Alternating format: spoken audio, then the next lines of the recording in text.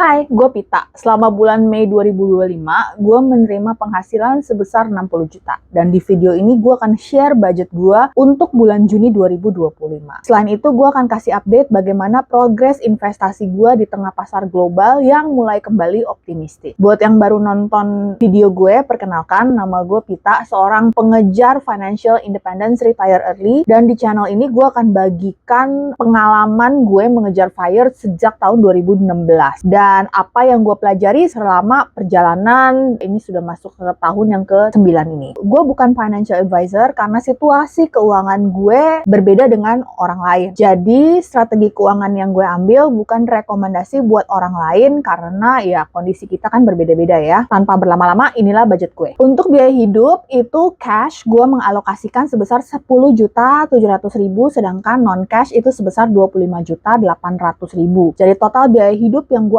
alokasikan untuk bulan Juni ini itu adalah 36.500.000. Sedangkan non biaya hidup itu adalah 6 juta itu untuk keluarga. Pensiun dan investasi gue mengalokasikan seperti biasa 13.880.935 itu yang dideduct, yang dipotong langsung dari gaji gue dari tempat gue bekerja. Lalu savings dan investasi, yes, di sini kelihatanlah bahwa memang lagi menurun penghasilannya, yaitu di 4.298.191. Pensiun dan investasi totalnya adalah 18.179.126. Dan ini berarti selama bulan Mei, dari penghasilan bulan Mei ini, gua mendapatkan total penghasilan sebesar 60.679.126. Dari situ 30%-nya bisa gua sisihkan untuk pensiun dan investasi, sedangkan 60% untuk biaya hidup dan non biaya hidup itu sebesar 10%. Penghasilan gua bulan Mei memang tidak sebesar penghasilan di bulan-bulan sebelumnya. Itu sebabnya kenapa savings rate-nya juga menurun, dan inilah masa-masa di mana gue seharus mengontrol biaya hidup gue, terutama untuk lifestyle inflation. Selama bulan Mei kemarin, kita melihat pasar yang gonjang-ganjing karena ketidakpastian perang tarif mulai kembali bernafas lega karena badai udah reda sejenak. Walaupun ini sebenarnya cuma sementara hingga masanya 3 bulan, yaitu akhir bulan Juli 2025 nanti, karena itu adalah keputusan final mengenai tarif yang akan dibuat oleh Amerika Serikat. Tapi siap-siap 3 bulan ini masanya wild swings, dan di masa-masa ini praktis gue mendeploy sebagian besar amunisi cash gue ke market. Tetap melakukan diversifikasi dan sejauh ini gue lihat hasilnya cukup menggembirakan. Dengan gue lihat portofolio gue mulai beranjak naik dan mendorong network gue mulai mendekati angka target gue. Kita lihat ya bagaimana nanti perkembangan strategi gue di bulan depan. Dan bagaimana dengan budget lu? It's not about how much you make, it's about how you manage your money.